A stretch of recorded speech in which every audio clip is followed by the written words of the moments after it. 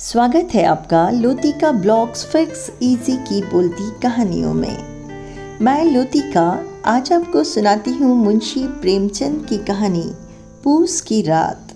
तो चलिए कहानी सुनना शुरू करते हैं। हल्कू ने आकर स्त्री से कहा, सहना आया है, लाओ जो रुपए रखे हैं उसे दे दूं, किसी तरह गला तो छूटे। मुन्नी झाड़ू लगा रही थी, पीछे फिर कर बोली, 3 ही तो रुपए हैं, दे दोगे तो कंबल कहाँ से आवेगा? माघ पूस की रात हार में कैसे कटेगी? उससे कह दो फसल पर दे देंगे, अभी नहीं। हल्कू एक क्षण अनिश्चित दशा में खड़ा रहा। पूस सिर पर आ गया। कंबल के बिना हार में रात को वह किसी तरह नहीं जा सकता, मगर सहना मानेगा नहीं। घुड़कियाँ जमावेगा, गालियाँ देगा, बला से जाड़ों में मरेंगे, बला तो सिर से टल जाएगी। यह सोचता हुआ वह अपना भारी भरकम डील लिए हुए, जो उसके नाम को झूठ सिद्ध करता था, स्त्री के समीप आ गया और खुशामद करके बोला, ला दे दे, गला तो छूटे, कंबल के लिए कोई दूसरा उपाय सोचूंगा।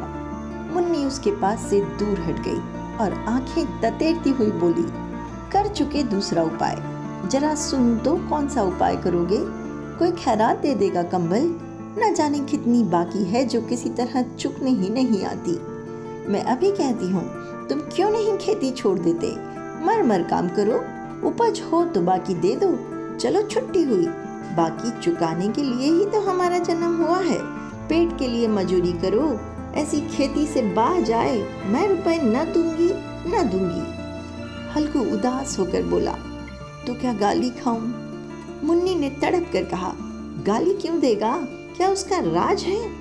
मगर यह कहने के साथ ही उसकी तनी हुई भौहें ढीली पड़ गईं।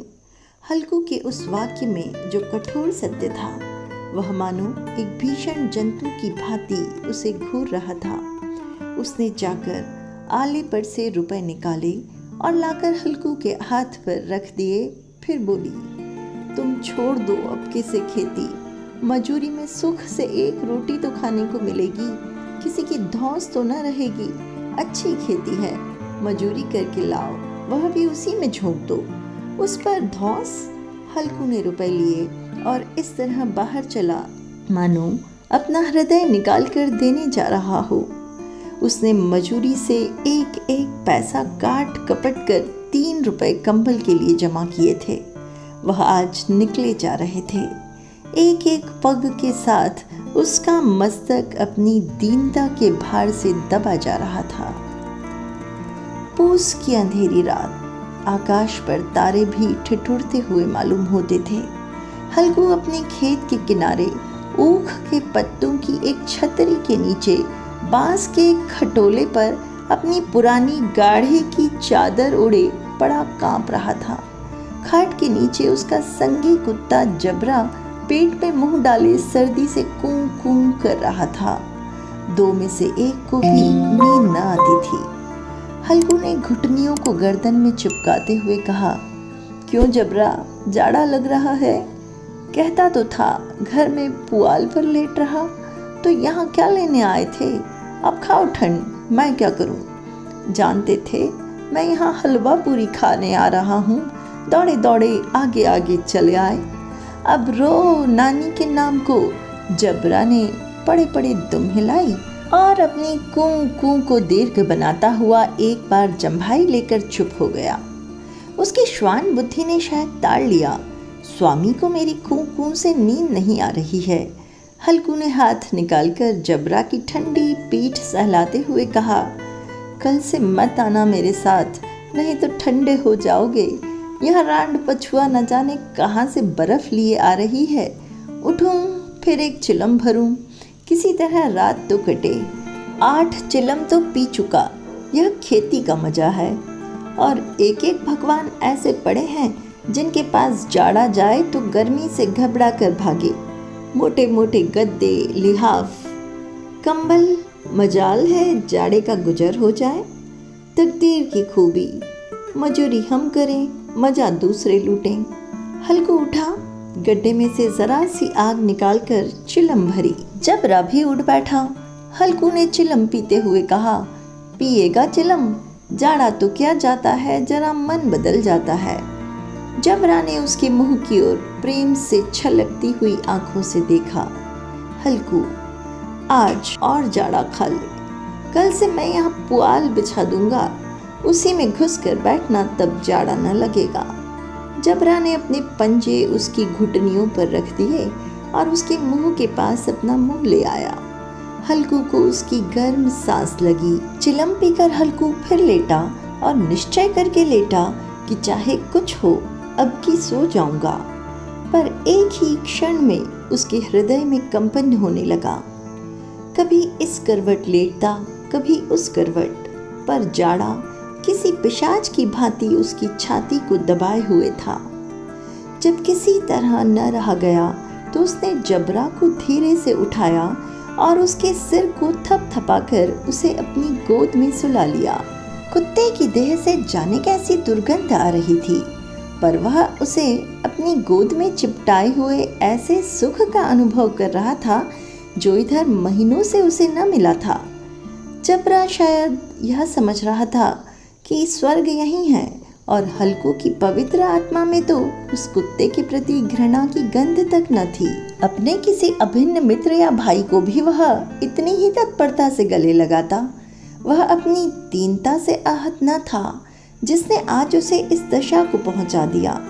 नहीं, इस अनोखी मैत्री ने जैसे उसकी आत्मा के सब द्वार खोल दिए थे और उनका एक एक अणु प्रकाश से चमक रहा था। सहसा जबरा ने किसी जानवर की आहट पाई। इस विशेष आत्मीयता ने उसमें एक नई स्फूर्ति पैदा कर दी थी जो हवा के ठंडे झोंकों को तुच्छ समझती थी। वह झपट कर उठा और छपरी से बाहर आकर भौंकने लगा। हल्कू ने उसे कई बार चुमका कर बुलाया, पर वह उसके पास न आया। हार में चारों तरफ दौड़ दौड़ कर भौंकता रहा। एक क्षण के लिए आ भी जाता तो तुरंत ही फिर दौड़ता। कर्तव्य उसके हृदय में अरमान की भांति ही उछल रहा था। 1 घंटा और गुजर गया। रात ने शीत को हवा से थपथपाना शुरू किया। हल्कू उठ बैठा और दोनों घुटनों को छाती से मिलाकर सिर को उसमें छिपा लिया। फिर भी ठंड कम न हुई। ऐसा जान पड़ता था सारा रक्त जम गया है। धमनियों में रक्त की जगह हिम बह रहा है। उसने झुककर आकाश की ओर देखा। अभी कितनी रात बाकी है। सप्तर्षि अभी आकाश में आधे भी नहीं चढ़े।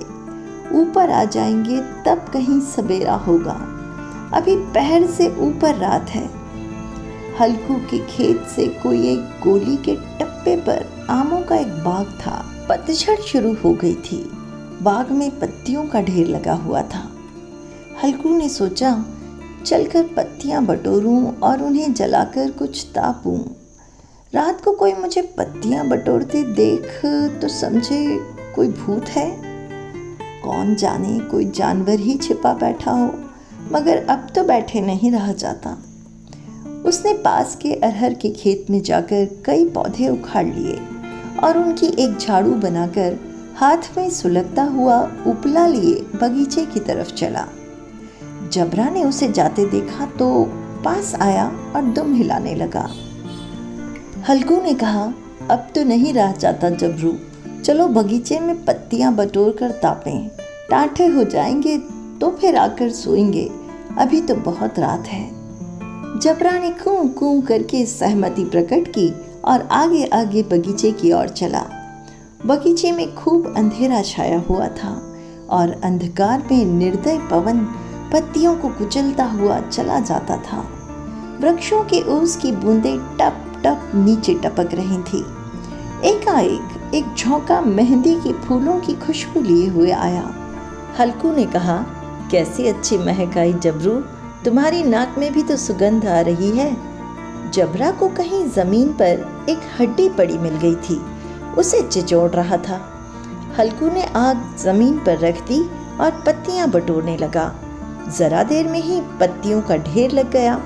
हाथ ठिठुरे जाते थे, नंगे पांव गले जाते थे और वह पत्तियों का पहाड़ खड़ा कर रहा था। इसी अलाव में वह ठंड को जलाकर भस्म कर देगा। थोड़ी देर में अलाव जल उठा। उसकी लौ ऊपर वाले वृक्ष की पत्तियों को छू छू कर भागने लगी। उस अस्थिर प्रकाश में बगीचे के विशाल वृक्ष ऐसे मालूम होते थे मानो उस अथाह अंधकार को अपने सिरों पर संभाले हुए हों। अंधकार के उस अनंत सागर में यह प्रकाश एक नौका के समान हिलता मचलता हुआ जान पड़ता था। हल्कू अलाव के सामने बैठा आग ताप रहा था। एक क्षण में उसने दोहर उतार कर बगल में दबा ली। दोनों पांव फैला लिए मानो ठंड को ललकार रहा हो। तेरे जी में जो आए सो कर। ठंड की असीम शक्ति पर विजय पाकर वह विजय गर्व को हृदय में छिपा न सकता था। उसने जबरा से कहा, क्यों जब्बर, अब ठंड नहीं लग रही है? जब्बर ने कूं कूं करके मानो कहा, अब क्या ठंड लगती ही रहेगी। पहले से यह उपाय न सूझा, नहीं इतनी ठंड क्यों खाते। जब्बर ने पूंछ हिलाई। अच्छा आओ, इस अलाव को कूद कर पार करें, देखें कौन निकल जाता है। अगर जल गए बच्चा तो मैं दवा न करूँगा। जब्बर ने उस अग्नि राशि की ओर कातर नेत्रों से देखा। मुन्नी से कल ना कह देना, नहीं तो लड़ाई करेगी। यह कहता हुआ वह उछला और उस अलाव के ऊपर से साफ निकल गया। पैरों में जरा लपट लगी पर वह कोई बात न थी। जबरा आगे के गिर्द घूमकर उसके पास आ खड़ा हुआ। हल्कू ने कहा, चलो चलो, इसकी सही नहीं, ऊपर से कूद कर आओ। वह फिर कूदा और अलाव के इस पार आ गया। पत्तियां जल चुकी थीं। बगीचे में फिर अंधेरा छा गया था।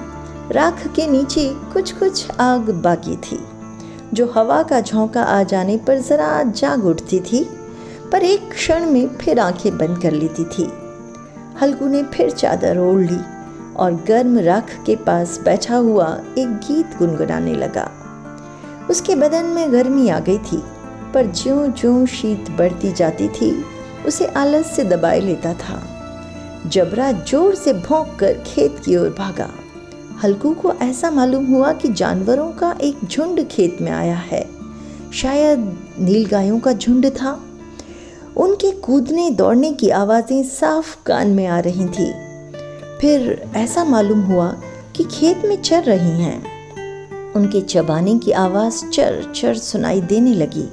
उसने दिल में कहा, नहीं, जबरा के होते कोई जानवर खेत में नहीं आ सकता, नोच ही डाले।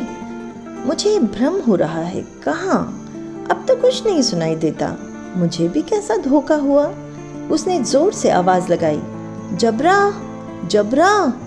जबरा भौंकता रहा, उसके पास न आया। फिर खेत के चरे जाने की आहट मिली। अब वह अपने को धोखे न दे सका।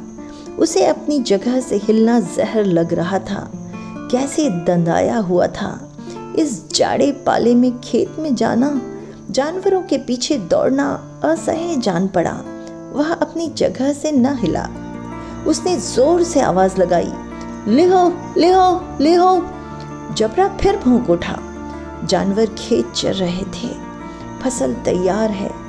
कैसी अच्छी खेती थी, पर ये दुष्ट जानवर उनका सर्वनाश किए डालते हैं।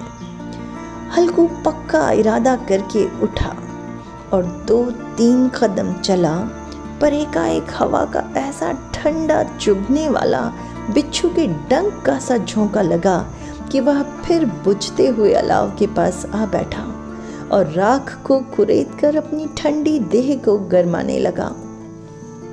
जबरा अपना गला फाड़ डालता था। नील गायें खेत का सफाया किए डालती थीं और हल्कू गर्म राख के पास शांत बैठा हुआ था। अकर्मण्यता ने रस्सियों की भांति उसे चारों तरफ से जकड़ रखा था। उसी राख के पास गर्म जमीन पर वह चादर ओढ़कर सो गया।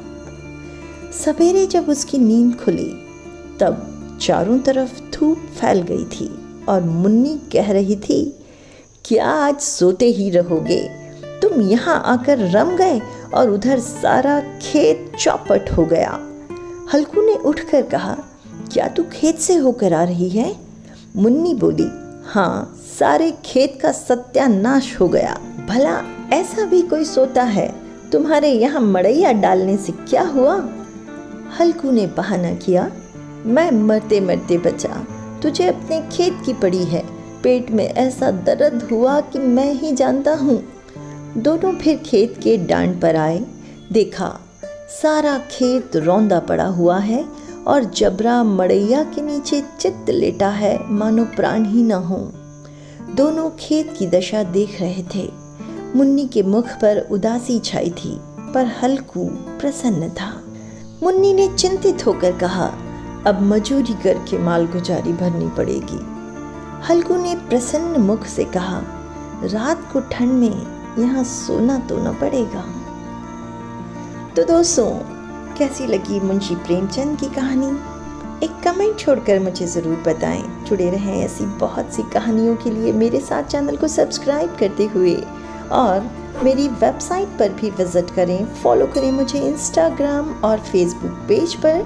जल्द आपसे मुलाकात होगी। Thanks for watching.